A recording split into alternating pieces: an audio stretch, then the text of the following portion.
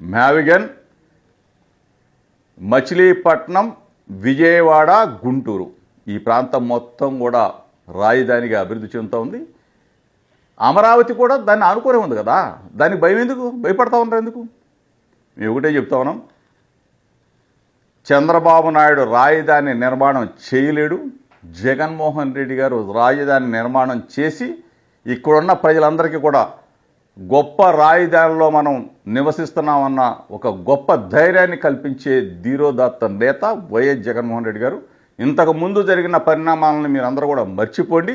రేపు రాబోయే రోజుల్లో తప్పనిసరిగా మన ప్రాంతం అంతా కూడా రాజధాని నగరంగా అభివృద్ధి చెందబోతూ ఉంది. అది కూడా వైఎస్ఆర్ కాంగ్రెస్ పార్టీ నేతృత్వంలో. ఏది మర్చిపోమంటావు జోగి రమేష్? దేని గురించి మర్చిపోమంటావు? అది అమరావతి కాదు, శ్మశానం అని మీరు మాట్లాడిన మాటలు మర్చిపోమంటారా? అది అమరావతి కాదు, అది వేశ్యల రాజధాని అని మీరు చేసిన మాటల గురించి మర్చిపోమంటారా? అది అమరావతి కాదు, అక్కడ ఉండేది మొత్తం పశువులు మాత్రమే నివసిస్తాయని మీరు ఇష్టానుసారంగా మాట్లాడిన మాటలు మర్చిపోమంటారా? అది అసలు అమరావతి కదా, అదంతా గ్రాఫిక్స్, అక్కడ ఎవడు ఉండడు, అది అమరావతి కదా, అది కమ్మరావతి అని ఒక సామాజిక వర్గానికి మీరు ముడిపెట్టారు చూసారా? ఆ మాటల గురించి మర్చిపోమంటారా? అమరావతి నిర్మాణంలో అమరావతిని నాశనం చేసి 3 రాజధానులు అంటూ ఊరేగారే, దాని గురించి మర్చిపోమంటారా? రాష్ట్ర రాజధాని అమరావతి కోసం భూములిచ్చిన రైతన్నలు పోరాటాలు చేస్తుంటే భూములిచ్చిన రైతన్నల చేతికి సంకెళ్లు వేయించి అరెస్టులు చేయించారా? ఆ విషయాన్ని మర్చిపోమంటారా? ఆంధ్రప్రదేశ్ రాష్ట్ర రాజధాని జై అమరావతి అని నినదిస్తూ నిరసనలు తెలియజేస్తూ న్యాయస్థానం నుంచి దేవస్థానం వరకు పాదయాత్ర చేస్తుంటే ఆడపడుచుల్ని ఇష్టానుసారంగా అడ్డుకొని వాళ్ళు చీరలు లాగించి వాళ్ళని బూతులు తిట్టించి వాళ్ళని అరెస్టులు చేయించిన విషయాన్ని మర్చిపోమంటారా? రాష్ట్రమంతా జై అమరావతి అని పాదయాత్ర చేస్తుంటే అడుగడుగున పాదయాత్రను అడ్డుకొని చివరికి ఆడపడుచులు అన్నం తింటుంటే ఆ అన్నాన్ని కూడా నేలపాలు చేసిన విషయాన్ని మర్చిపోమంటారా? ఎస్సీ/ఎస్టీలపైన ఎస్సీ/ఎస్టీ కేసులు పెట్టించిన విషయాన్ని మర్చిపోమంటారా?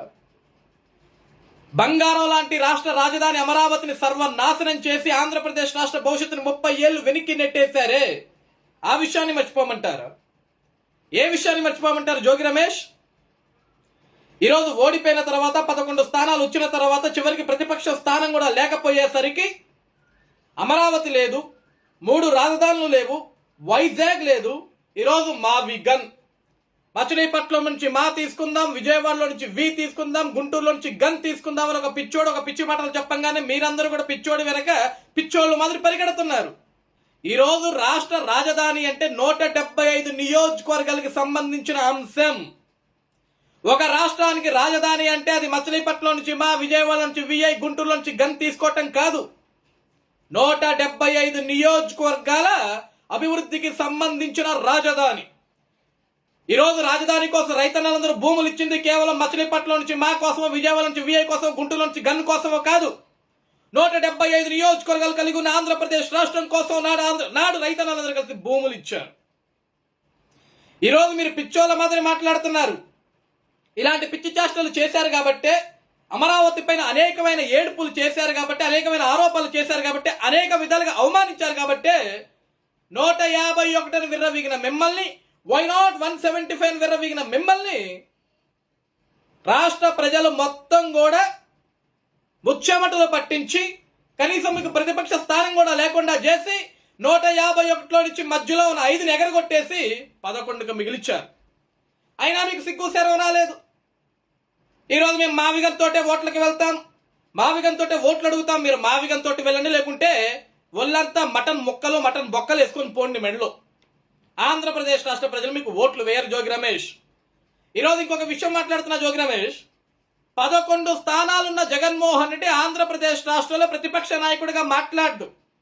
ప్రతిపక్ష హోదా ఇస్తేనే పోరాడతా అంటాడు, లేస్తే బెంగళూరు యలహంక ప్యాలెస్ లో పడుకుంటాడు. కానీ 71 ఓట్లు వచ్చిన జడా శ్రవణ్ కుమార్ మాత్రం ఈ రాష్ట్రంలో నేనే ప్రతిపక్ష నాయకుడిని, 2029లో నేనే ఉప ముఖ్యమంత్రిగా అసెంబ్లీకి వస్తా అని మాట్లాడతాడు. మరి జడా శ్రవణ్ ఉప ముఖ్యమంత్రిగా అసెంబ్లీకి వస్తే మరి ముఖ్యమంత్రి ఎవరు జోగి రమేష్? ముఖ్యమంత్రి ఎవరు? ఏ పార్టీ నుంచి జడా శ్రవణ్ డిప్యూటీ సీఎం అవుతున్నాడు అంటే మీ నాయకుడు ముఖ్యమంత్రి, జడా శ్రవణ్ ఉప ముఖ్యమంత్రి. మరి నువ్వు దేనికి సంబంధించిన మంత్రో నాకు తెలియదు. మరి అది వైఎస్ఆర్సీపీ పార్టీ అవుద్దా, లేకుంటే జడ శ్రవణ్ కుమార్కి సంబంధించిన జై భీమరావు పార్టీ అవుద్దా, లేకుంటే మీరిద్దరూ కూడా కూటమితో వస్తున్నారా? ఈ విషయాన్ని కూడా ప్రజలకు చెప్పండి. ఈ విషయంలో ప్రజలకు చెప్పండి. ఇద్దరు పిచ్చోళ్ళు కలిసి, ఒక పిచ్చోడు ఒక దిక్కున, ఇంకో పిచ్చోడు ఇంకో దిక్కున తిరుగుతూ ఆంధ్రప్రదేశ్ రాష్ట్ర అభివృద్ధిని చూసి ఓర్వలేక, కూటమి ప్రభుత్వం చెలిమిని చూసి తట్టుకోలేక, ఈరోజు కూటమి ప్రభుత్వం బలంగా ఉంది, బలంగా పరిపాలన సాగిస్తుంది, బలంగా ఈరోజు ఆంధ్రప్రదేశ్ రాష్ట్రానికి పెట్టుబడులు తీసుకొస్తుంది, ఉద్యోగ అవకాశాలు కల్పిస్తుంది, శరవేగంగా అభివృద్ధి పనుల్ని ముందుకు తీసుకెళ్తుంది. ఇవన్నీ చూసి మీరు తట్టుకోలేక 11 స్థానాలు వచ్చిన జగన్మోహన్ రెడ్డి, 71 ఓట్లు వచ్చిన జడా శ్రీధర్ కుమార్ ఇద్దరు కలిసి కులాల మధ్య, మతాల మధ్య, ప్రాంతాల మధ్య విద్వేషాలు రెచ్చగొట్టి ఈరోజు మీరు చలి కాచుకోవాలని చూస్తారా? ప్రజలు పిచ్చోళ్ళనుకుంటున్నారా? జోగి రమేష్, ఈరోజు ఆంధ్రప్రదేశ్ రాష్ట్ర ప్రజలు ప్రతి ఒక్క అంశాన్ని కూడా చూస్తున్నారు. మీరు ఎన్ని డ్రామాలు ఆడినా, ఎన్ని నాటకాలు ఆడినా, ఎన్ని విద్వేషాలు రెచ్చగొట్టాలని చూసినా సరే, మీరు మా విగన్ అని మీరు ప్రజల మధ్యలోకి వస్తే ప్రజలు పారాగాన్ చెప్పులు తీసుకొని మిమ్మల్ని పరిగెట్టియటం ఖాయం.